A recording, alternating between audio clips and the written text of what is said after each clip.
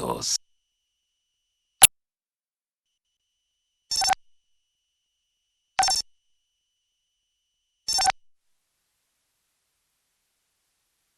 Continuamos a debate en Mega Noticias. Le cuento que el presidente Andrés Manuel López Obrador afirmó que al menos hasta diciembre del año pasado ha cumplido con 98 de sus 100 compromisos de gobierno. Sin embargo, a 5 años de que fue electo, aún tiene promesas en proceso. Incluso algunas de ellas se complicaron durante su administración. Los compromisos que ya están cumplidos tienen que ver con programas de bienestar, becas y austeridad, por mencionar algunos, mientras que entre los pendientes está disminuir la inseguridad, contrarrestar el desabasto de medicamentos e implementar un sistema de salud mejor que el de Dinamarca.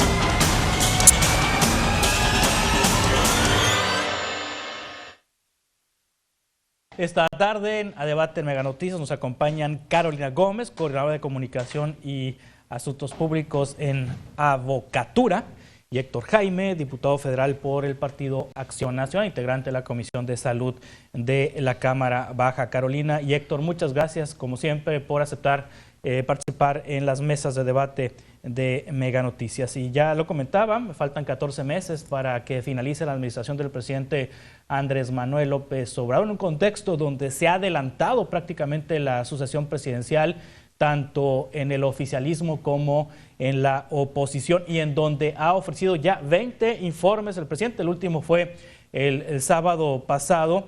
Me gustaría iniciar con usted, Carolina. A 14 meses que concluya la administración del presidente López Obrador, no le voy a preguntar lo negativo, le voy a preguntar lo positivo. A 14 meses, ¿qué positivo hay en el tema de salud, en la gestión del presidente López Obrador? Porque ya lo negativo, pues ya no lo sabemos de memoria y podemos repetir un programa de hace un mes, o de hace 2 meses, o sea, hace 3 meses, o del año pasado, y ya chole. Empezamos a ver si hay algo positivo, Carolina. Buenas tardes, Juan Carlos, me da mucho gusto saludarte, y desde luego al diputado Héctor Jaime Ramírez Barba, quien ya lo veo muy seguido últimamente por estos temas en común. Fíjate, Juan Carlos, que sí hay una cosa positiva que hizo este gobierno, y que fue modificar la Constitución Política de los Estados Unidos Mexicanos en mayo de 2020. ¿Y por qué te digo esto? Pareciera un poco absurdo, pero los absurdos no los hacemos nosotros. La ley y la Constitución son muy claras.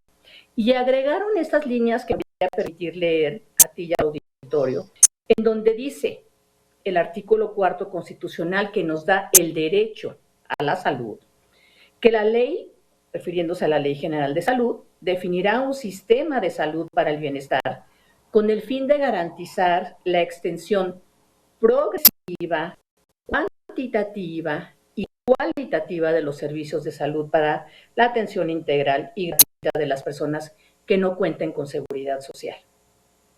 Y todo lo que han hecho después de eso han sido actos incongruentes, inconstitucionales, que en las últimas semanas nos han llevado a desenmascarar una serie de decisiones que quedaron plasmadas en la última reforma a la Ley General de Salud y en acuerdos que han hecho entre los burócratas que trabajan en la Secretaría de Salud para fortalecer a un organismo que es el Consejo de Salubridad General, en donde nos han ido acorralando tanto a los pacientes como al personal médico a decisiones que no tienen razón de ser, como es, por ejemplo, el tratar de eliminar las normas oficiales mexicanas. Y esto, por citar un ejemplo, me parece que es la única cosa que hicieron bien, porque todos los actos anteriores a eso pueden ser jurídicamente hablando y desde el punto de vista de los derechos humanos sociales de las personas, pueden ser, desde luego, combatibles.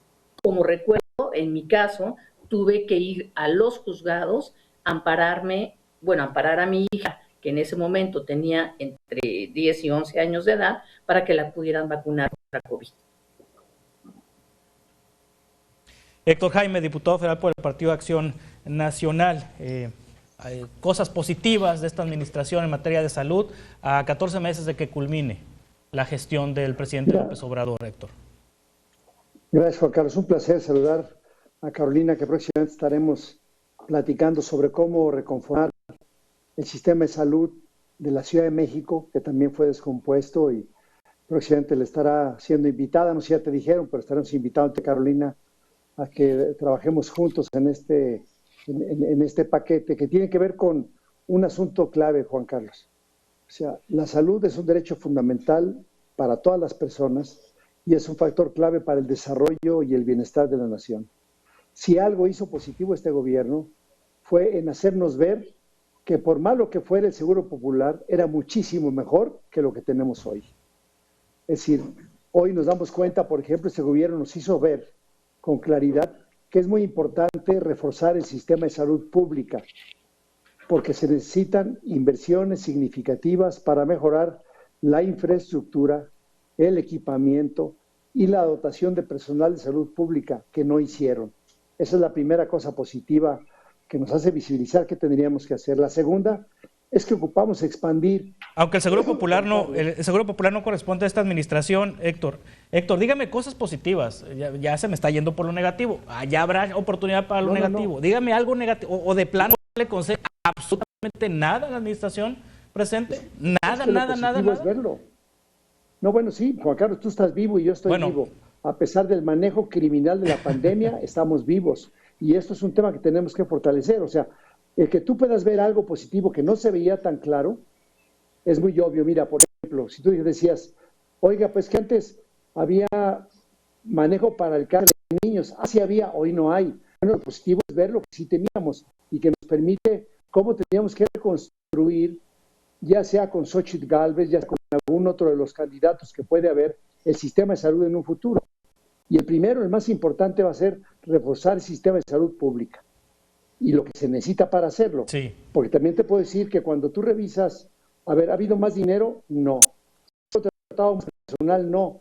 Pues que es muy complicado encontrar un sistema de salud que no ha podido lograr tan siquiera lo más básico, que era, se mencionaba, reforzar el sistema de atención primaria de salud, Juan Carlos. Sí. Nada positivo entonces, doctor. Nada. Ni una medicina, claro, ni un aparato, ni un médico, ningún hospital construido, ni una clínica habilitada, ningún programa de vacunación. Todo está mal, doctor. A ver, Juan Carlos, comparado con qué tenemos que hacerlo entonces. Vamos a ver con qué. ¿Cuántos hospitales de tercer nivel se construyeron en este periodo? Ninguno. ¿Cuántos hospitales nuevos que no hayan estado ya para terminarse que inauguraron? 2, y esos 2 fueron temporales. Uno que hizo el IMSS ahí en el autódromo para la reconversión del COVID, pero no ha habido un solo hospital nuevo que se haya hecho, Juan Carlos. ¿Cuántas investigaciones nuevas se hicieron? El Hospital General de Hermosillo es nuevo y es de esta administración. Una cosa es sustituir a un hospital y otra cosa es tener un hospital nuevo, Juan Carlos. O sea, tú puedes ir a un centro de salud. Sí, pero el Hospital General de Especialidades de Hermosillo es un hospital nuevo. De sustitución, no es un hospital nuevo. Cuando es un hospital nuevo, referimos. No, pues está nuevo. Aquí está en Clóster de Quiroga, en Hermosillo, está nuevo, es una estructura nueva, dice ahí. Sí, pero chequemos cuánto personal nuevo contrataron. Es de sustitución, Juan Carlos. Son 2 conceptos diferentes. Pero el edificio es nuevo. Es decir, no, sí, yo no lo dudo que sea nuevo. Y están contratando personal. Sí. Bueno, qué bueno que lo estén contratando, porque con el que tenían anteriormente y las especialidades que estaban dando no es suficiente para tenerlo. Y es un hospital de segundo nivel, no es un hospital de alta especialidad. Entonces, cuando tú hablas de cuánta inversión se ha hecho en infraestructura en este periodo de 5 años, pues es menos del 10% de lo que se hizo en el último sexenio y menos del 5% de lo que se hizo en el sexenio de Felipe Calderón, hablando de hospitales e infraestructura nueva. Es decir, si quieres que digamos algo nuevo, bueno, pues sí, hubo gente que se operó y salió por fortuna, hubo gente que se tenido sus partos, sin duda, pero de eso a ir a la expectativa que se mencionaba, tan siquiera en salud pública, ya no hablemos del tercer nivel. Te voy a decir qué cosas nuevas puede haber en un tercer nivel cuando tú analizas el número de camas de terapia intensiva nuevas, ventiladores nuevos, especialistas nuevos contratados, pues tú te vas a dar cuenta que ni siquiera se llegó a 10,000 contratados nuevos cuando nacieron en este periodo 8 millones de mexicanos, Juan Carlos.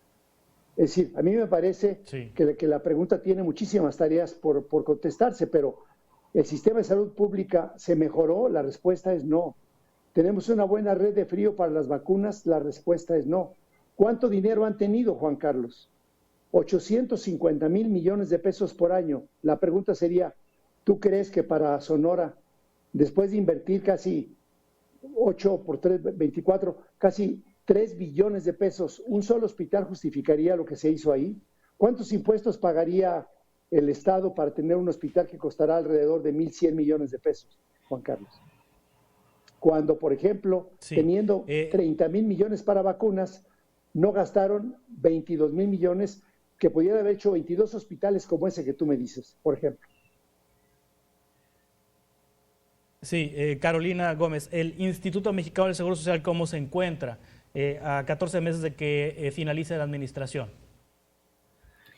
Pues yo creo que en muy malas condiciones, cuando el 25% de sus afiliados, de acuerdo con la ENSANUD, prefirió acudir a la consulta privada o a los consultorios adyacentes a farmacias por 2 razones: por agilidad de tiempo y de distancia, y porque saben que los medicamentos de todas maneras no se los van a dar.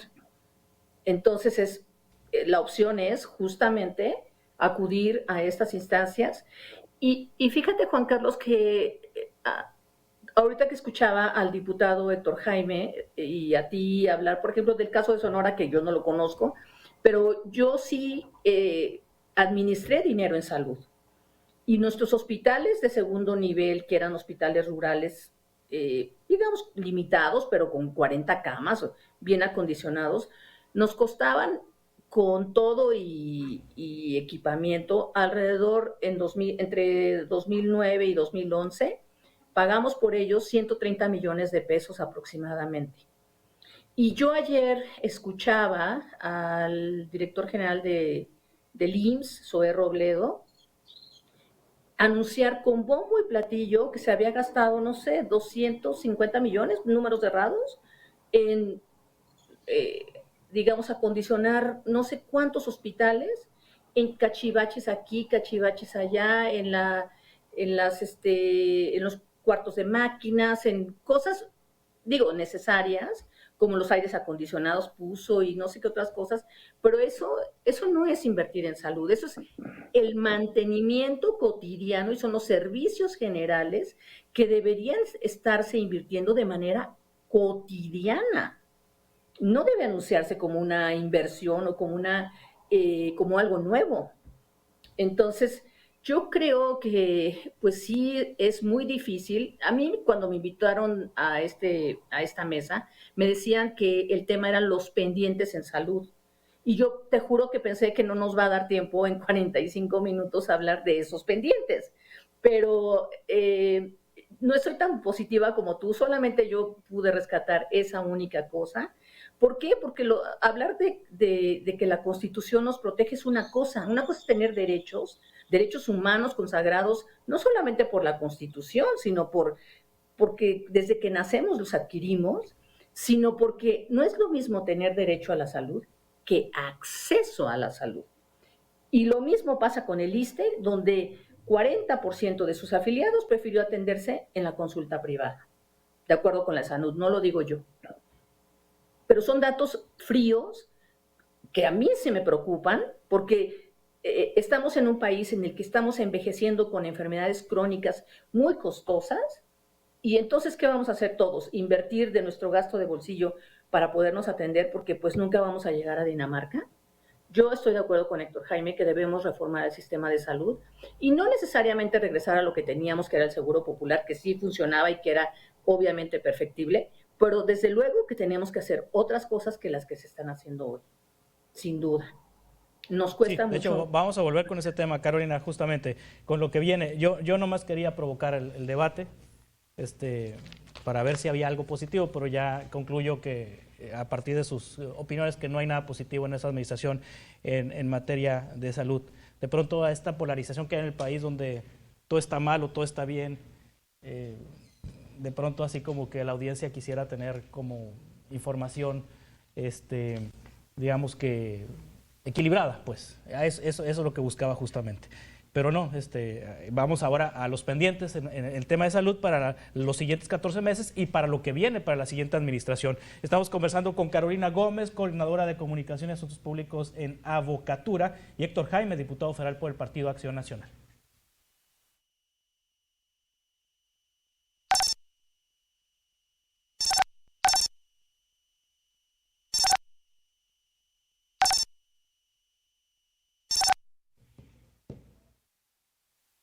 Continuamos en Mega Noticias a debate. En este sexenio se registró el desmantelamiento del sistema de distribución de medicamentos, la improvisación de un esquema centralizado de adquisición de fármacos asesorado por Naciones Unidas resultó demasiado caro. El resultado fue un enorme fracaso que llevó al desabasto, además la ineficiencia de gestión y opacidad en la creación y desaparición del INSABI y su presupuesto, así como el inicio de un sistema centralista que no ha terminado de fraguar. El IMSS Bienestar es parte del panorama. Y justamente en este sexenio, continuando con este tema, déjeme nomás que se me despliegue aquí el guión. A un año de que termine el sexenio, las evaluaciones al gobierno no son las mejores, generó muchas expectativas y ha cumplido poco sus promesas, señala Federico Berrueto, director del Gabinete de Comunicación Estratégica en A Debate de Mega Noticias. Tenemos un proceso de descomposición que se ha ido agravando con el tiempo. Es decir, los problemas no empezaron, sobre todo los de inseguridad, con este gobierno. Con este gobierno lo que ha sucedido es que se han agravado. Lo que hemos tenido es una política criminal en el manejo de la salud pública. El trasfondo social detrás de las remesas no necesariamente nos remite al éxito económico. Hay remesas porque hay mexicanos que, dadas las condiciones de pobreza, tienen que salir a aquel país y envían dinero en beneficio de sus familias que están aquí.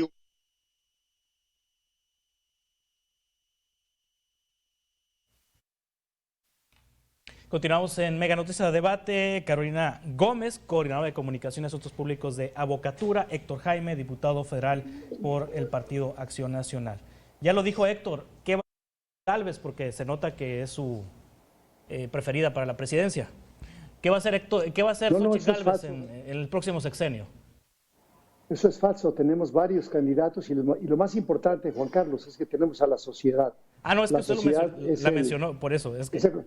Yo te mencionaba lo que tendría que hacer en su caso Xochitl Gálvez, porque ha sido la que todos los medios de comunicación han traído desde que el presidente no le dio el derecho de réplica y que tenemos todos, incluyendo los comunicadores, ese derecho. Juan Carlos, pero me dejaste pensando del debate, qué cosa positiva. Yo me refería evidentemente a lo que hizo el gobierno, pero si algo tuvo de positivo en salud estos años, ha sido la gran valía de tantos cientos de miles de enfermeras, de médicos, de promotores de la salud que con tantas insuficiencias pudieron atender como pudieron a todos los pacientes. Mi amplio reconocimiento y todos aquellos que además hoy ya no están, Juan Carlos, porque dieron su vida.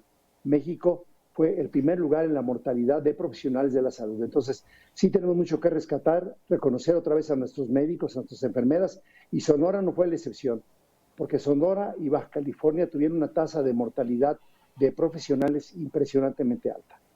Con respecto a lo que tendríamos que estar haciendo y a la última pregunta que le hacías a Carolina también, yo quiero decirte algo. Cuando uno compara una institución, uno puede valorarlo por el que recibe el servicio o por indicadores internacionales. El Instituto Mexicano del Seguro Social hoy tiene los peores indicadores de los últimos 5 años. Tiene menos camas por 1,000 habitantes, menos especialistas por cada 1,000 habitantes, menor cantidad de cirugías por 1,000 habitantes, una tasa de deferimiento más alta por cada 1,000 habitantes. Yo te digo porque yo trabajé en el Seguro Social y fui el titular de la unidad de evaluación de delegaciones del IMSS. Y sin duda el IMSS está quebrado, tiene 4 seguros quebrados y el director se da el lujo de decir que ahorraron dinero cuando lo que han dejado es de surtir medicamentos, de renovar equipo y de hacer nuevas instalaciones. No hay un solo estado en el cual se pueda tener tan siquiera el estándar mínimo de una cama por cada 1,000 derechohabientes o un sistema de atención primaria que le dé al derechohabiente que no puede ir a la unidad del servicio de la institución hacia sus hogares. Sí, y con respecto a lo que se viene para los próximos 14 meses, Héctor, y lo que viene para la nueva administración federal. Sí, mira, ya el día 8 de septiembre el presidente presenta su último informe, su último presupuesto para el siguiente año. Ya se acaba de presentar también lo que se conoce como la estructura programática, aquí la tengo publicada, de Hacienda, cómo van a valorar el presupuesto en el próximo año, y no hay ningún cambio significativo. Lo que tenía este muertito, que es el INSABI, que lo mató el propio presidente, se va a ir ahora al IMSS Bienestar. El programa presupuestario de medicamentos gratuitos lo van a mandar al IMSS Bienestar. Los pocos proyectos de infraestructura los van a mover al IMSS Bienestar, y con esto pues marca con claridad que no va a haber más presupuesto para la salud, no va a haber mayor infraestructura, porque lo que sí había para hacer hospitales, lo que sí había para atender a pacientes con pocos recursos, ya se lo gastaron.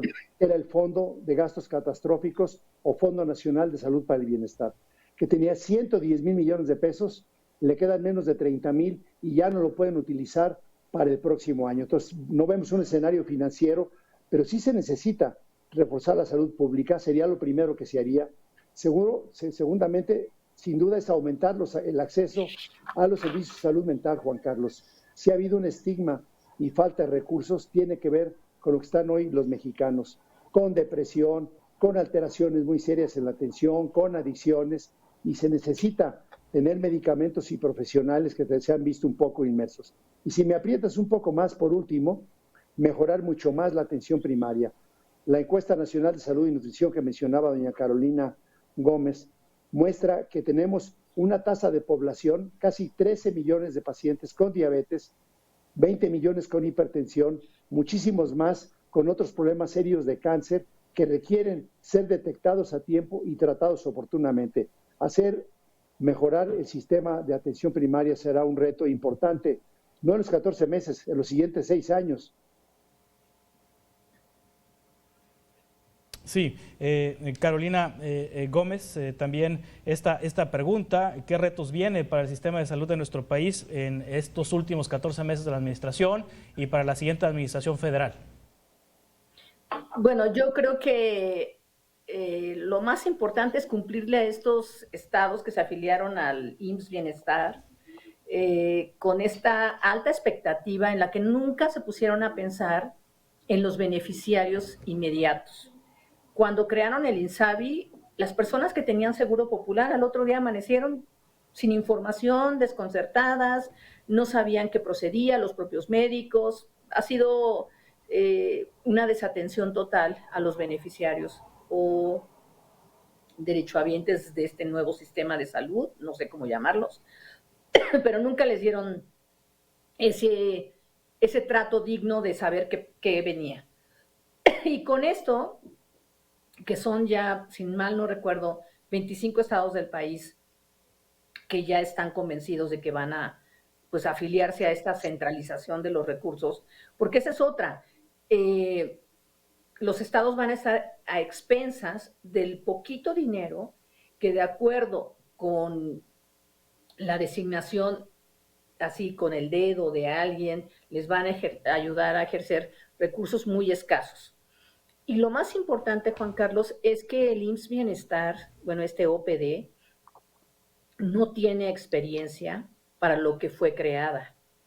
Y el director del Instituto Mexicano del Seguro Social es director del régimen ordinario, por así decirlo, de las cuotas obrero-patronales, de todos esos institutos enormes y estos hospitales, pues que sí han tenido una permanencia aún en la pandemia. Y de también este nuevo organismo, que seguramente va a heredar las deudas del INSABI, la burocracia de cosas que no se cumplieron y que todavía ahorita quienes leemos el diario oficial todos los días vemos que aparecen cosas que están actualizando desde el INSABI. Ahora hay que cambiarle otra vez los nombres, hay que atender todos estos compromisos presupuestales de proveedores que seguramente les quedaron a deber dinero con los temas de los medicamentos y algunas otras cosas. Y para mí lo más importante es que las personas van a seguir utilizando su gasto de bolsillo porque no hay un fondo que les ayude a atender sus enfermedades de alta especialidad, porque casi todo lo que tiene que ver con IMSS Bienestar es de un segundo nivel y solamente eso. Muy bien, vamos a continuar con esta conversación. Con nosotros Carolina Gómez, coordinadora de Comunicación y Asuntos Públicos de Avocatura, y Héctor Jaime, diputado federal por el Partido Acción Nacional. Continuamos con esta mesa en 2 minutos.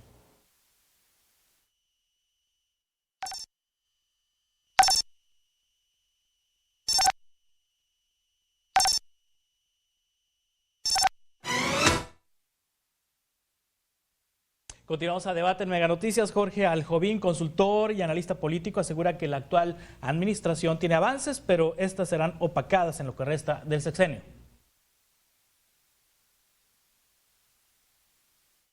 Lo que marcará el centro de la agenda política será sobre todo la sucesión presidencial y lamentablemente lo que vamos a tener es que ya este año, donde le queda poco menos de un año al presidente López Obrador para salir del poder, me parece que poco se hablará de los grandes logros o desafíos del gobierno federal, sino todas las baterías se enfocarán propiamente en la sucesión presidencial.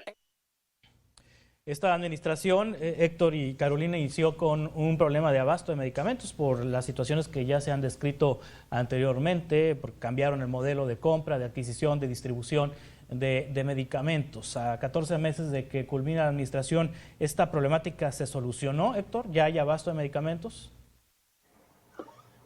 Muchas gracias, Juan Carlos. No, fíjate que sigue habiendo problema. Hicieron una licitación pública del 23 al 24. Se está apenas asignando algunos recursos, ya estamos en el mes 7.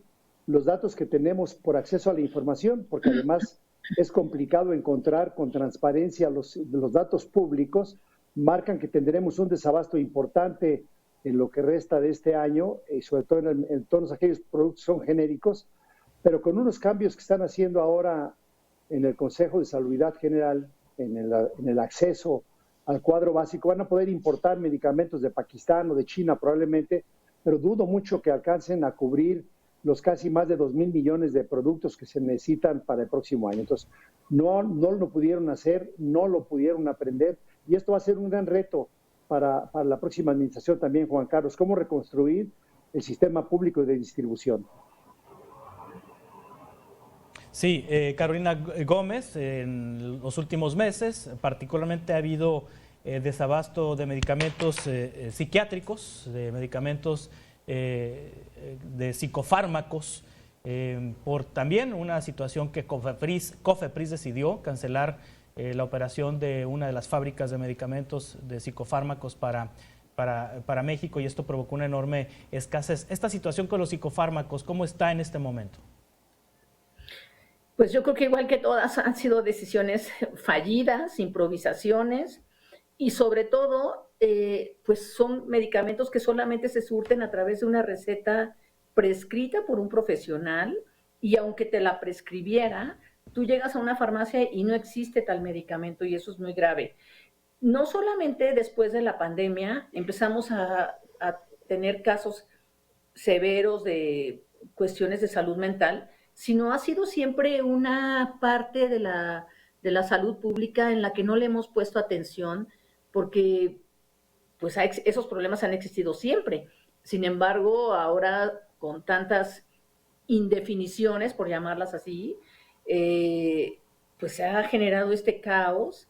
Y fíjate que estuvimos en un foro de salud digital en donde justamente la psiquiatría o la psicología es una de las, digamos, áreas de salud que puede tener esta facilidad de comunicación con su paciente, pero resulta que sus recetas no en todas las farmacias son recibidas. Entonces, estamos ante algunas alternativas, digamos, que parecieran ser óptimas, pero las mismas restricciones jurídicas y resistencias administrativas, sobre todo, y legales, desde luego, pues no podemos resolver muchos problemas como este que tú mencionas, como el de salud mental, en el que desafortunadamente la pandemia ha arrojado más pacientes de los que nos hubiéramos podido imaginar.